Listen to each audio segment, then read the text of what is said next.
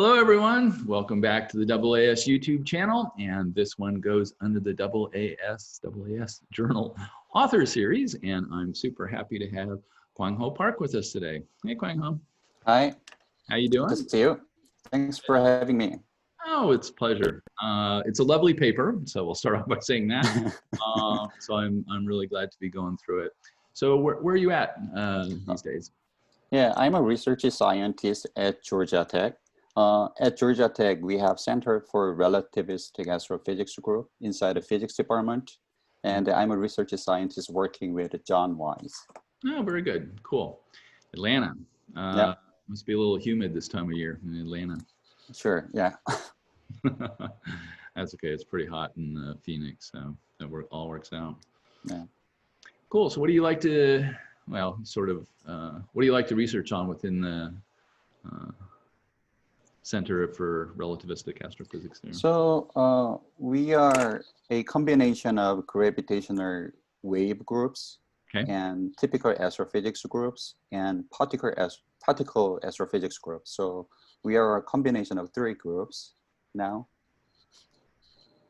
Okay. So yeah. So in the past years, I mean, as you know, due to the gravitational wave detections, it has been pretty hot here at Georgia Tech. Yep. You guys are definitely one of the movers and shakers in the field and down there in Georgia. So very cool. Yeah. Okay, so that'll lead us into this lovely paper. So let's go ahead and take a look at that. And so this one is gaseous dynamical friction in the presence of black hole radiative feedback. And Kwangho, take us away. Okay, actually, when I got an email from you about this paper, I was kind of surprised because, I mean, this paper, I mean, has a very new idea, but at the same time, I made a terrible mistakes in the unit convergence, so I had to publish erratum at the end. So, I mean, this paper, I mean, I love this paper and I hate this paper at the same time so much, but I mean, that sounds like a lot of my papers. So, I mean, anyway, I mean, thanks for picking up this paper. And then, all right. So, this paper is about dynamical friction about massive black holes when you consider the radiative feedback. So before I'm going into the details, maybe it's better to give you some background about these studies. So when I was in University of Maryland for my dissertation, we were looking at the effect of radiative feedback from black holes. So, I mean, you can estimate the accretion rate of black holes using Bondi formula. Basically, it is a point accretion formula. So you can describe everything pretty much analytically. But actually, when you calculate the black hole accretion rate in large simulations, basically, you will end up with huge accretion rate because they didn't consider proper feedback from the black holes. Okay. So that was the main motivation. So when the accretion rate is high, the radiative feedback basically quasar mode feedback is dominant. So we will look into these problems. So main application at the time was the city black hole growth in the whole universe. How they can grow so fast in the whole universe. So is it possible to grow to billion solar mass quasars in a couple of 100 million years? Right. So we wanted to look at the realistic accretion rate. So we ran simulations. So we, when black hole accrete gas, we converted it into radiation, and then we let the black hole interact with the surrounding gas. And then we just, I mean, wanted to study what's happening. It was very interesting because black holes converts the accreted gas into radiation in UV and X-ray. Okay. This high energy radiation interacts with the surrounding gas. Basically, it ionizes the gas and hits the gas. So at the end, they form sort of H2 regions around black hole. So in case of typical H2 regions, I mean, massive stars form H2 regions. But in case of black holes, it is interesting because the accretion rate is directly related to the feedback strength in terms of black hole, in case of black hole. So that was interesting. So we realized that basically hot bubbles around the black holes, it regulates the gas accretion onto the black hole. So at the end, the accretion rate, mean accretion rate is like 1% of classical Bondi accretion rate. Okay. So it was a surprising result. Yeah. And then we found a lot of interesting phenomena from the study. And then at the end, we wanted to extend these problems to Bondi-Hoyle-Littleton problem. So Bondi-Hoyle-Littleton problem is more generalized problems of accretion onto point source, but in this case, the gravitating source is moving through the medium. So gases are created to black holes, which is moving at supersonic or subsonic. So, I mean, this Bondi-Hoyle-Littleton problem itself is a very interesting problem, but we wanted it to add radiative feedback. So that was the main motivation of this previous paper, Park and Riccati, 2013. That was the last chapter of my PhD dissertation. Okay, so after I came to Georgia Tech, at that time, my boss was Tamara Bogdanovich, and we were interested in how it's gonna affect the dynamical friction. So initially, we were interested in describing everything analytically. But at some point, I realized that we can do a quick check just doing numerical integrations from my simulations. So that was the main motivation of this paper. So, this paper is how it started like this. Right, so now, why do we care about dynamical friction of black holes?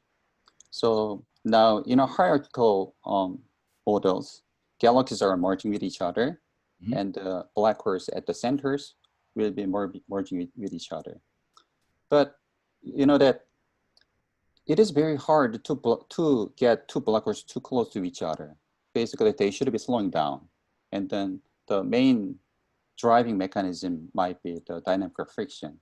Okay. So for some audience who is not familiar with the dynamical friction, when massive objects are moving through interstellar medium, basically due to the gravity, it pulls some gas or stars around it, and actually it starts to collect them in the tail direction. So stars and gases will be trailing this massive object. And at the end, because of the gravity, this trailing object will be pulling the black hole from the behind. Yes. So they act like brakes in a car. So they call it dynamical friction. So stars can do that and gas can do that. But in this study, we focus on the effect of gas. So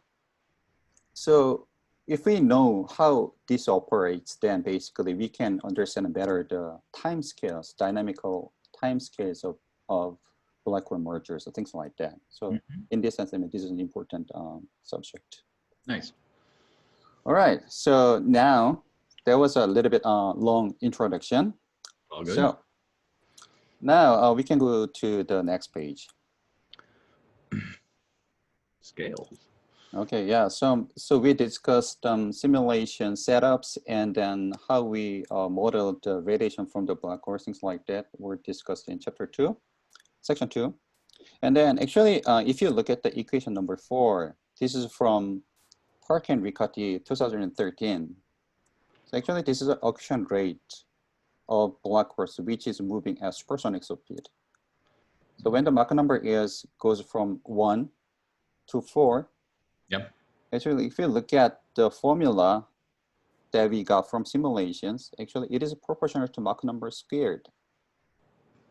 Actually, I mean, this is a very, very surprising result because if you look at the classical Bondi-Hoyle-Littleton problem, so basic idea is that if the object is moving faster, then the accretion rate should be lower. That was the expectation. But if you include Bondi, basically radiative feedback effect, in some range of Mach numbers, the accretion rate will be proportional to Mach number squared.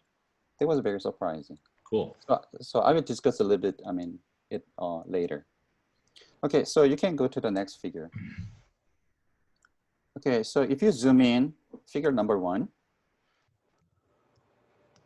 I will zoom in. Okay, thank you. Okay.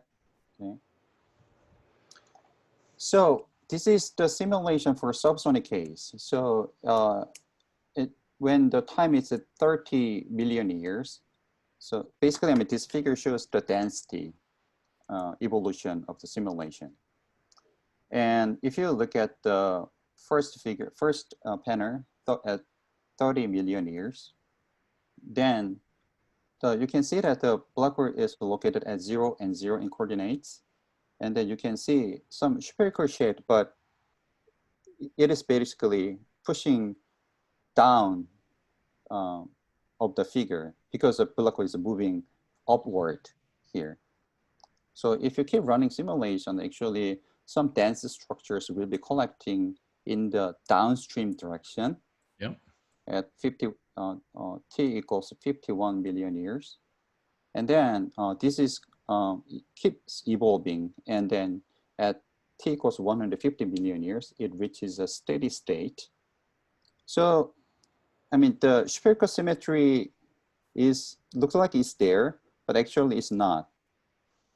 So in case of stationary black holes, it is spherically symmetric, but in this case, the spherical symmetry is broken.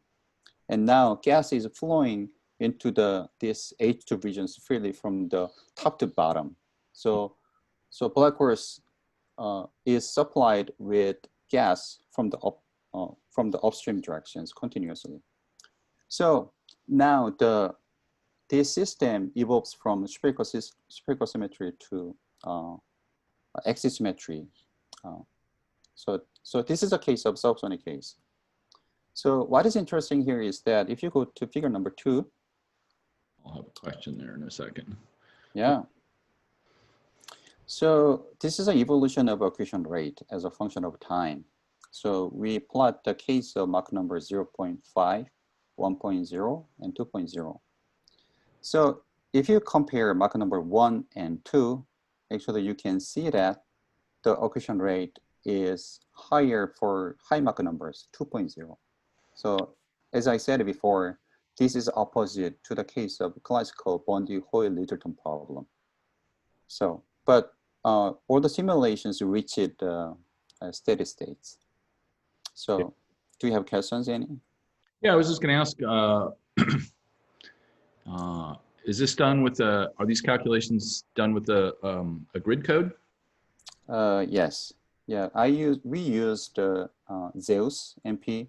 Okay. Mm-hmm. And it is a 2-dimensional, and then we assume the axis symmetry. Okay. So actually what you are seeing on the right side applied is just mirrored on the left side. So. Yes. Okay, I see. Yeah, this is trick. Symmetry. Yeah, we assume the symmetry. We can save a lot of computational time. Right. So in these simulations, the black hole is fixed at 0, 0. That's right. So it is flowing by the black hole. That's right. So we fixed because in case of black hole simulations, it is still best to use the spherical coordinate system instead of using Cartesian coordinate system. Yeah. So in this case, we were using spherical coordinate systems, and then if you do that, it's kind of hard to move black holes around. Sure. Relative to the coordinates. So we fix the black holes and then we blow the gas from top to bottom. Right. So this is like a wind tunnel effects. Mm-hmm. So. Yep. Okay. Very good. Thank you. Right.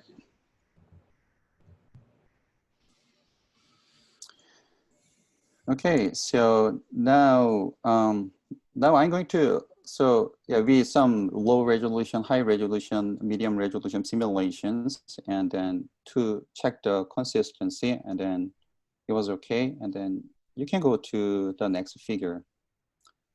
Okay, so okay, I will discuss about this figure, and then we'll go to the error term because the subsequent figures will be affected by the errors. Okay.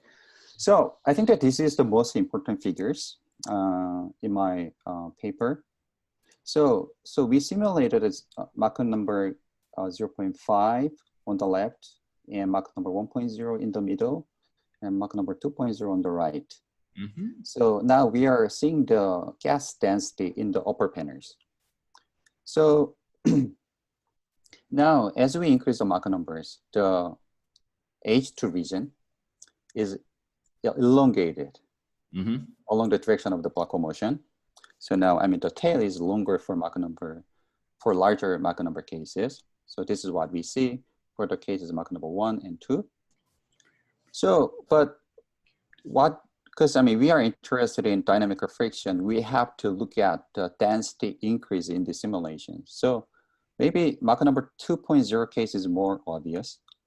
So in the upstream direction, now you can see that the bow shock, right? It's I mean, the density is enhanced, and this is different from the classical Bondi-Littleton problem. In that case, without radiative feedback, this bow shock is attached to the black hole. But now, because of the radiative feedback, now this is pushed upward, and which is separated from the black hole. But you still have bow shock at the front.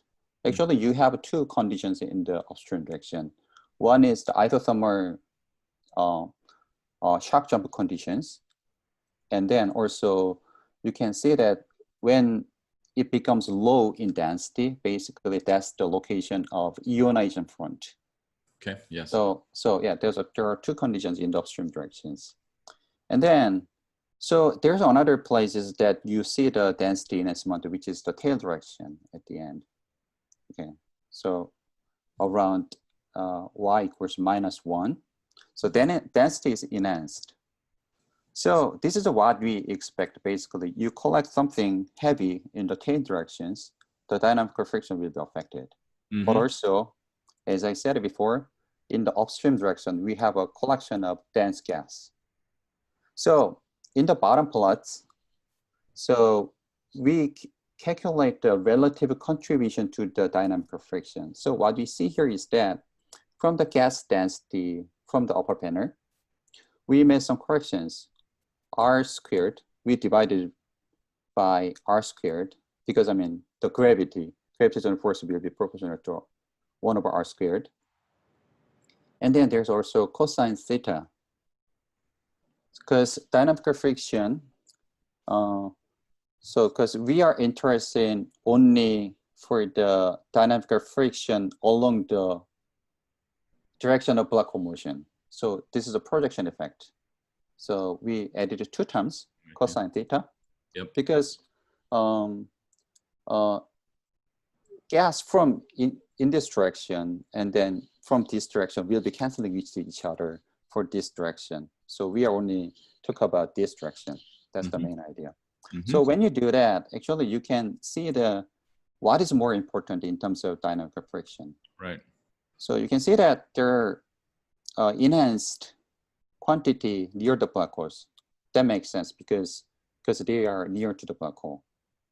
They affect more. And then you can see that in the upstream direction, the bow shock is still there. Yes. It is still important. But if you look at the wake direction, actually the enhanced density is not that important anymore, right? Because it's far from the black hole. So it's the R squared effect. Yeah, right. And that whitish line, that's just a cancellation of cosine theta. That's right, right, exactly. Yes, yeah. Yep. Okay. All right. So that's the basic idea. And then at this point, I made a terrible mistakes in unit conversion.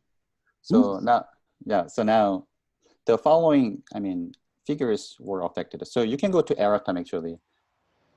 So figures look the same except the scales. So basically, I mean, it looks the same. Okay. Yeah, because on the bottom plots, the scale bar went down to like -11 or something before. Now it's That's right. -3, so some 8 orders of magnitude. Oops. Yeah, it's a lot of actually it's a big number. And then yeah, I was punching my head. I mean, why did I make such a mistake? Happens to the best. Anyway, so actually, I mean, that brings us some important implication about this study at the end. So if you go to figure number 4, so now we just do the numerical integrations. So we calculate the acceleration due to each gas component from smallest scale to largest scales. So this is numerical integrations. So we got acceleration, and then now we can see that the acceleration suddenly increases around 100 parsec, where the bow shock is located. So Okay. that means, yeah. So basically, I mean, this is what we saw in the figure number 3. And then if you keep increasing the scale around the 300 parsec, where the downstream dense clump is located, actually it doesn't do that much. So it flattens out. That means that the net acceleration due to gas around black holes will be reaching some steady values. Okay. Yeah, so these are numerical integrations. And then on the right panel of figure number 4, we did the same thing for various Mach numbers, 1, 1.5, 2.0, and 0.5. So I have a couple questions. Okay. So one, at small scales, so let's say 1/10 to 1 parsec, it's almost periodic in shape, acceleration goes up, goes down, goes up, goes down, so yeah, it looks like might it be sort of periodic? I think that it's just random fluctuations due to dense clumps near the black hole, so okay, it's not that important. But if you compare this acceleration with the finer acceleration at large scales, basically there's a huge gaps, 4 orders of magnitude difference. Right. So this is due to the clumps of gas near the black holes. Okay. And so sometimes it becomes positive, right? So yeah, because you are plotting an absolute yeah there. So why do you get the deceleration between 1 and 10 parsec? Yeah, if they have some dense clumps, because when this gas is located near the black holes, then I mean this integral is affected by this one. Okay. So yeah, and then, but it's taken over the acceleration again at about 5 parsec. So, but basically, I would say that yeah, basically the fluctuation of density affects these integrals, but we have to look at the asymptotic values of acceleration. Okay, very good. Okay. You got subsonic. And then, okay, so curiously on the right, at very large scales, let's say 1,000 parsecs or so, acceleration is actually the largest for exactly Mach number 1. Oh, that's right. So actually, I mean, we can go to the next figure. Oh, okay. Yeah. Oh, there we go. Yeah, so this is an evolution of acceleration for various Mach numbers, 1.0 and 2.0 and 0.5. And then because the density evolves, density distribution evolves as a function of time. So this net acceleration changes as a function of time, but it reaches some asymptotic values for each Mach numbers. So this is the case. So we compared different resolutions, but most likely, I mean, they agree with each other. Any question?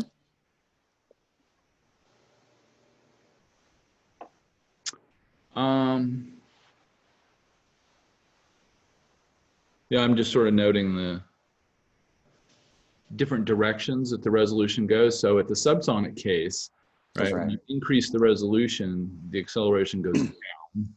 That's right. That's a good point. And then at the higher Mach numbers, the acceleration goes up as you increase the resolution. And then we have the magic value of 1.0, or it doesn't matter at all. That's right.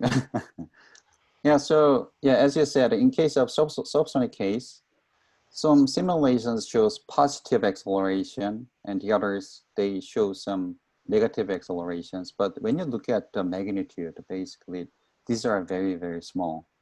So at the end, we have to explore you have to fill up the parameter space, but this was the case. And in case where the acceleration magnitude is not that big. Okay. Right. Sure. So actually, if you summarize the figure number 5, we can draw plot figure number 6. Figure 6. Okay. Yeah. So here on the y-axis, we plotted the dynamic friction force, and we normalize it by some quantities as a function of Mach numbers. So what you have to see here is that in the bottom, which was shown as dashed red line, is a classical prediction which was done by Ivo Stryker, 1999. So using perturbation theory. So in this case, I mean, she assumed no feedback from the point source.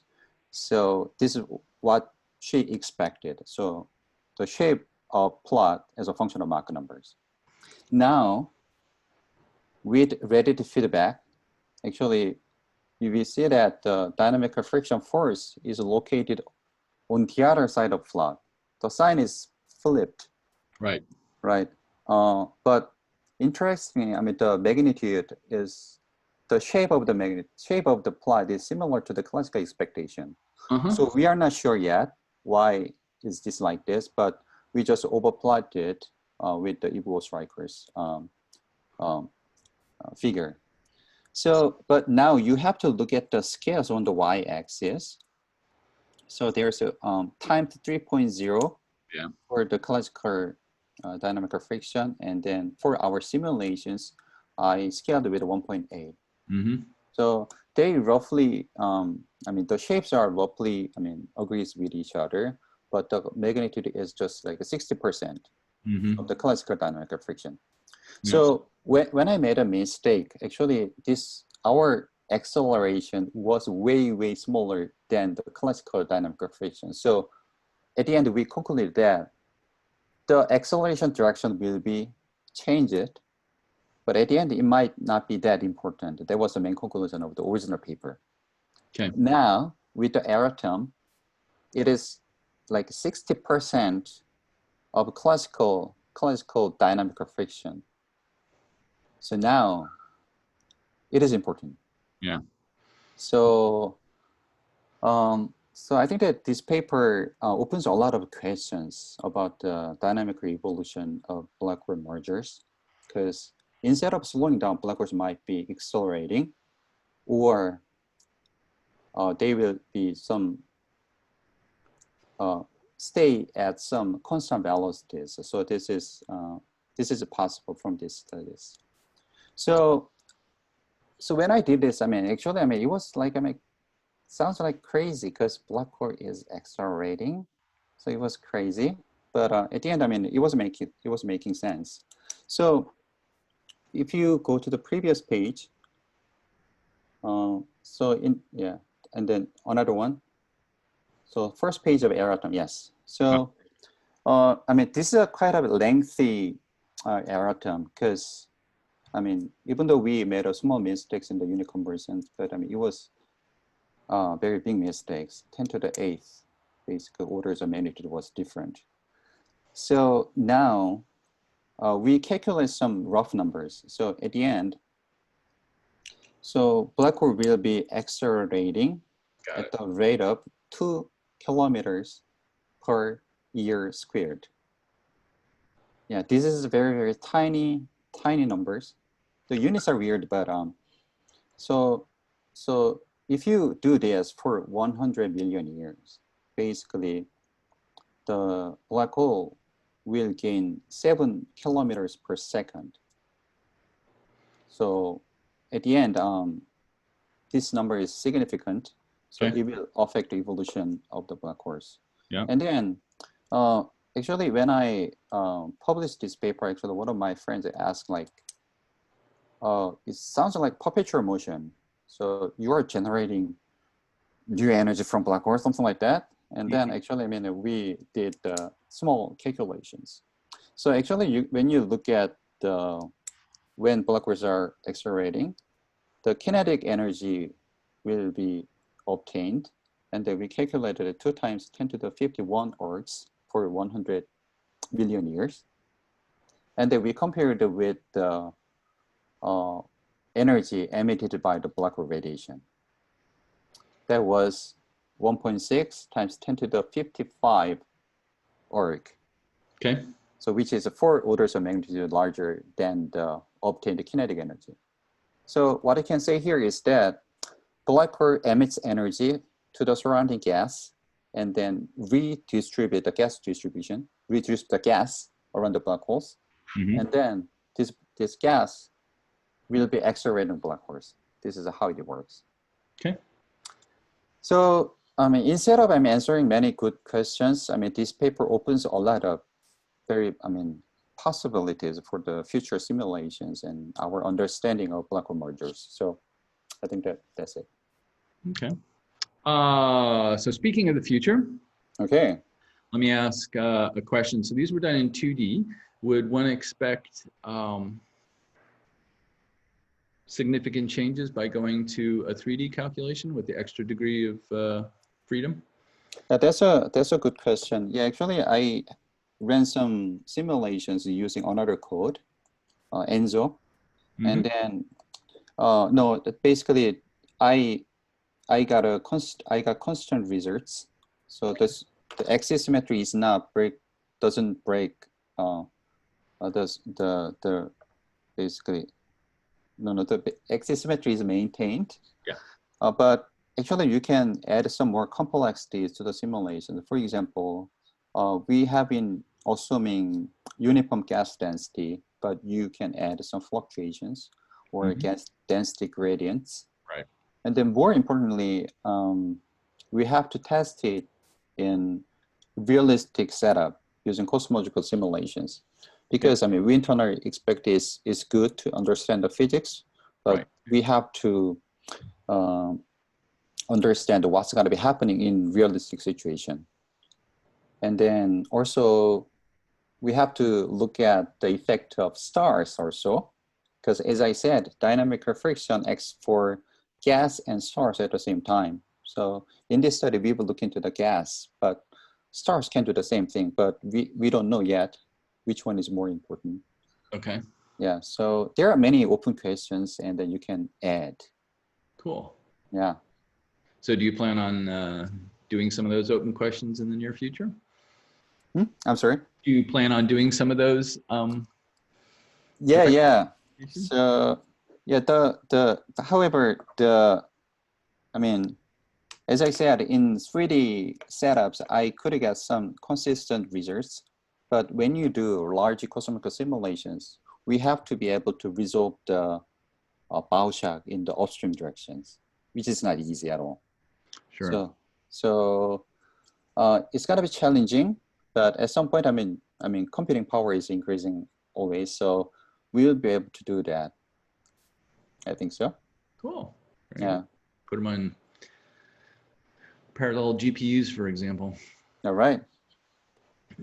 Also, here at Georgia Tech, I mean, John Wise's group is involved in Enzo E, exascale Enzo code. So in the future, I mean, we can we can do scale-free simulations, I mean, easily, which is now limited by the MPI. So right.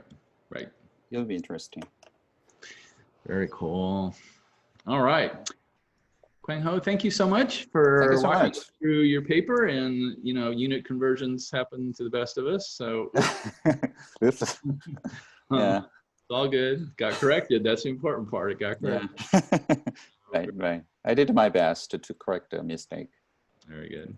And for those who would like to talk more about the dynamical friction from black holes, go ahead and feel free to reach out to Kwangho. Okay. We will not be putting his email address in the description below the video, but if you're in the game, you'll know how to get him. Okay. All righty. So thank you, everyone. Okay. Thank you for having me. Thank you for having me. Bye. Bye-bye.